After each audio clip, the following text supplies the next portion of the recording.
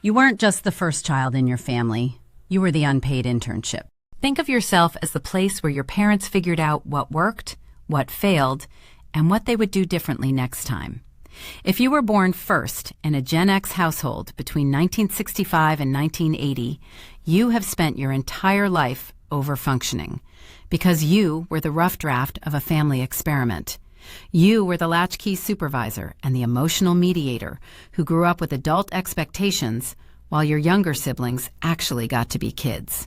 But here is the truth most people miss, that strength everyone admires in you is not actually a personality trait. It is a high-functioning survival response that is currently running you into the ground. By the end of this video, you will understand the one psychological reason why you cannot stop carrying everyone else's weight.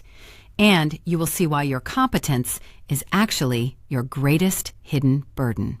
Nobody tells you this when you are growing up, but being born first means your parents are practicing on you. Alfred Adler was one of the early figures in personality psychology, and he wrote about this dynamic over 100 years ago.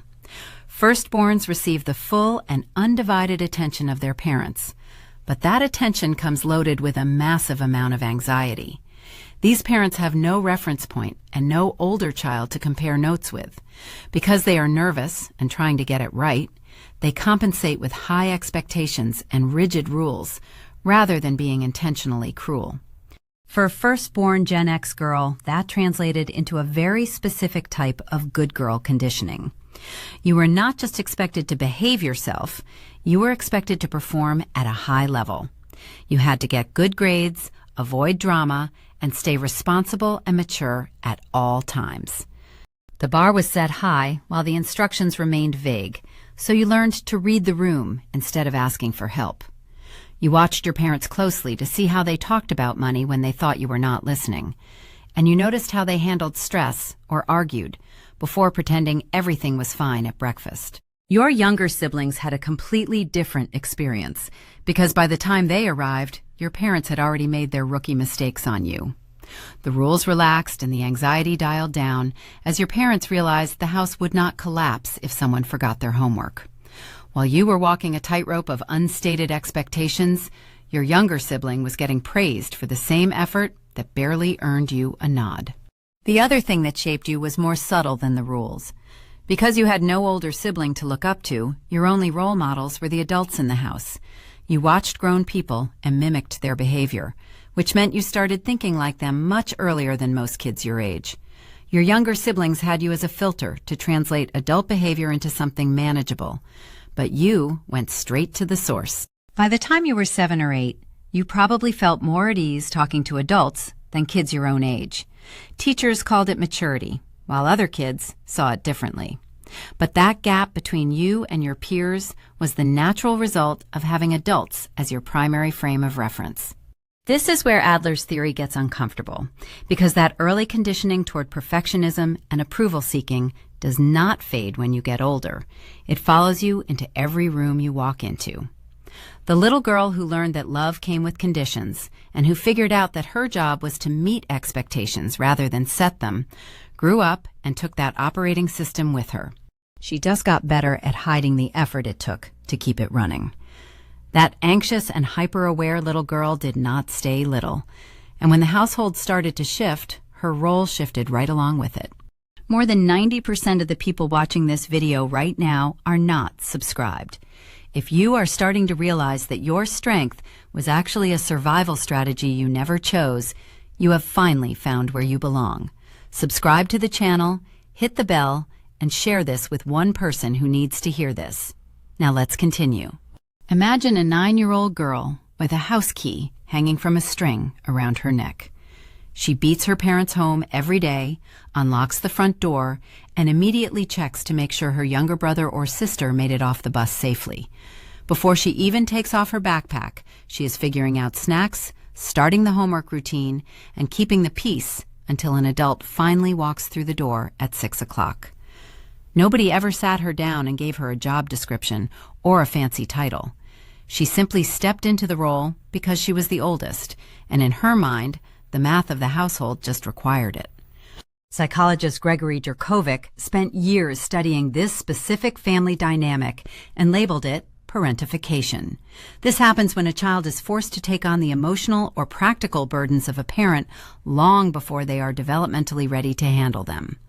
Jerkovic always pointed out that this process rarely looks like a dramatic explosion or a clear moment of trauma. Instead, it looks like a normal Tuesday afternoon, where a 12-year-old is mediating a heated argument between siblings because no one else is around to do it. It looks like a teenager who stops sharing her own struggles with her parents because she can see the house is already full of problems and doesn't want to add more. This was the reality for a huge number of Gen X households throughout the 70s and 80s.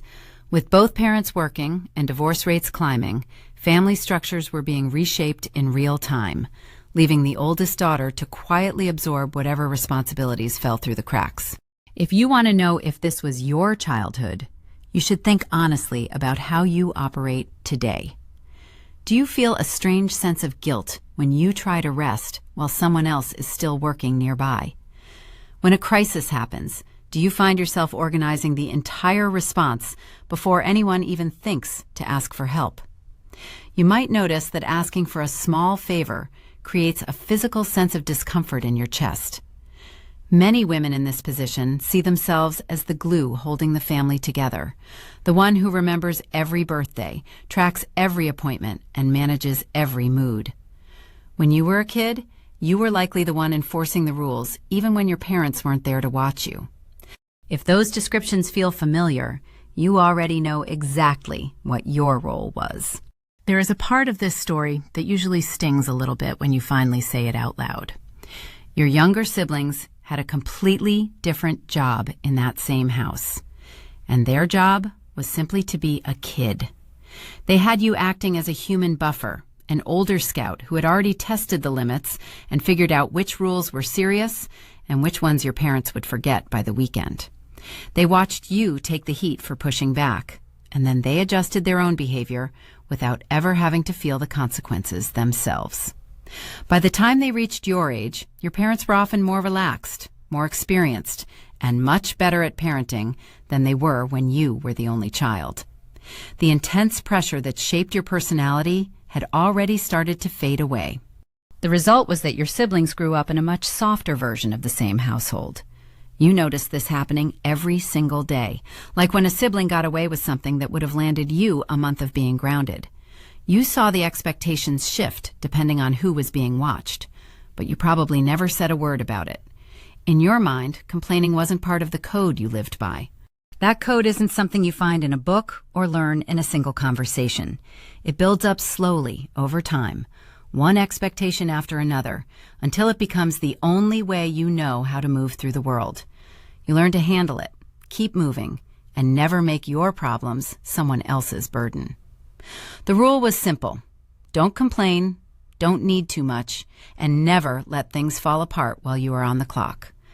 While that code was built inside your childhood home, it didn't stay there when you grew up. It followed you into every college classroom, every job interview, and every relationship you ever tried to build. Even though the physical key around your neck is long gone, the weight of what it represented is still there, just hidden in a different form. The adult version of that weight is much more socially acceptable, which is exactly why it is so difficult to recognize. When we look at a firstborn Gen X woman at 45 years old, what do we actually see? She is almost certainly the person at the office who gets stuck with the projects nobody else wants to touch. This didn't happen because she asked for the extra work or because she enjoys the stress of a tight deadline. It happened because her coworkers and bosses realized she won't say no, she won't drop the ball, and she won't make a scene about the workload. She just handles it. To her, the crushing weight of those extra responsibilities doesn't even feel unusual anymore, because to her, it is just another Tuesday. There is fascinating research from Norwegian and Swedish military studies that shows firstborns are significantly more likely to end up in top management positions. Meanwhile, latter-born siblings are more likely to take big risks, switch career paths, or start their own businesses. These two different childhood experiences created two entirely different professional operating systems. The Firstborn system is powered by reliability, structure, and a need for control. And while it works incredibly well, it also never seems to turn off. This leads us to the one thing most people get wrong about firstborn Genx women. Everyone in her life sees her competence and calls it strength, because she is the one who keeps everything running at work and at home during a crisis. She is strong, but the engine driving that strength isn't actually confidence.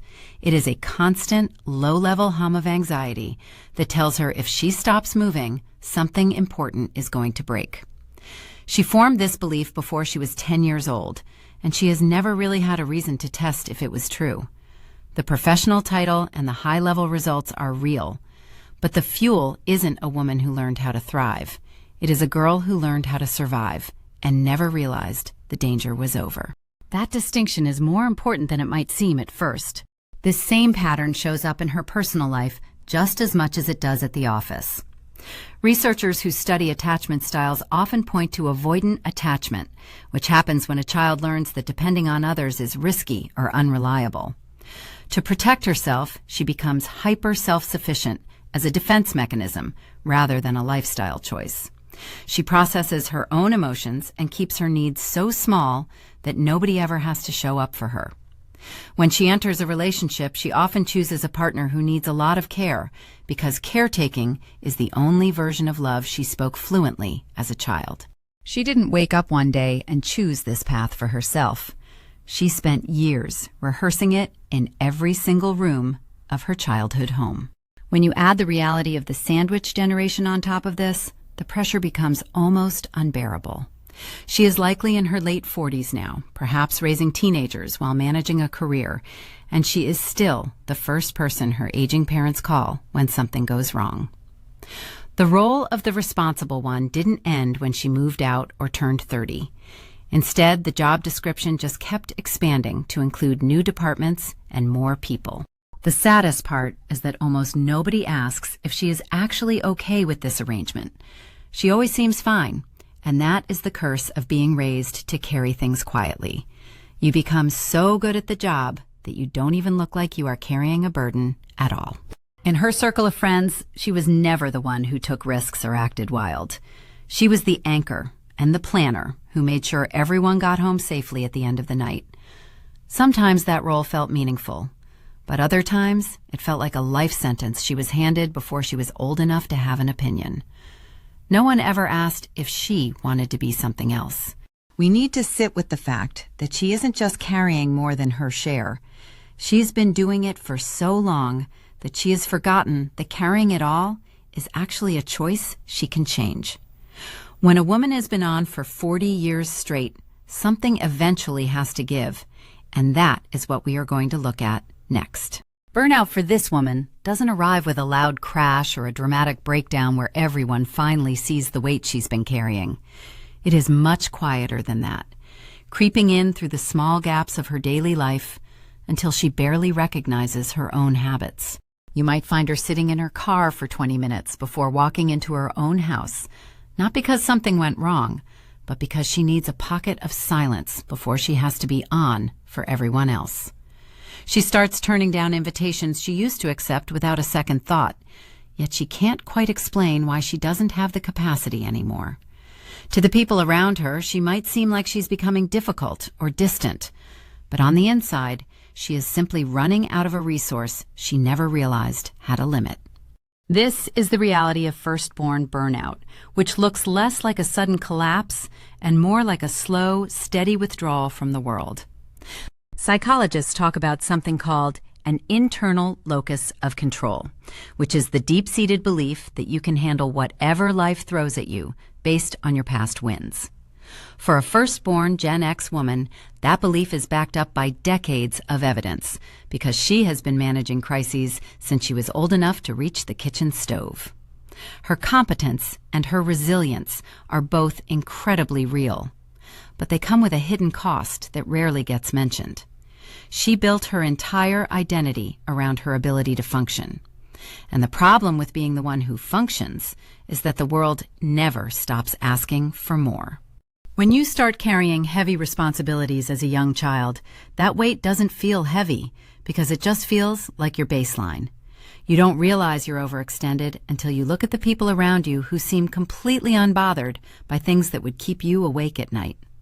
Instead of seeing their relaxation as a healthy boundary, you likely view it as carelessness or a lack of character. You can't tell the difference between resting and being negligent anymore because in your childhood home, those two things were exactly the same. The survival response that helped you hold your family together at 9 years old is still running in the background of your adult life. It is the same old software running on different hardware, and there is no off switch because nobody ever bothered to install one for you. You were never shown what it looked like to let a problem belong to someone else, so that skill was never modeled, practiced, or rewarded. It isn't a character flaw that you can't let go. It's just an outdated set of instructions that has outlived the environment where it was written. You were never just the responsible kid in the family. You were the child who stepped up to hold the world together when nobody else was able to do it. That competence you're so proud of isn't a permanent burden you're stuck with, but a survival tool that you are finally allowed to put down. Over half the people who started this video have already clicked away, but since you are still here, it shows you have the rare strength to look at the parts of yourself that most people are too afraid to acknowledge. You've likely found a piece of truth that actually hits home. And in the next video, we're going to look at how this childhood role is still secretly choosing your romantic partners for you.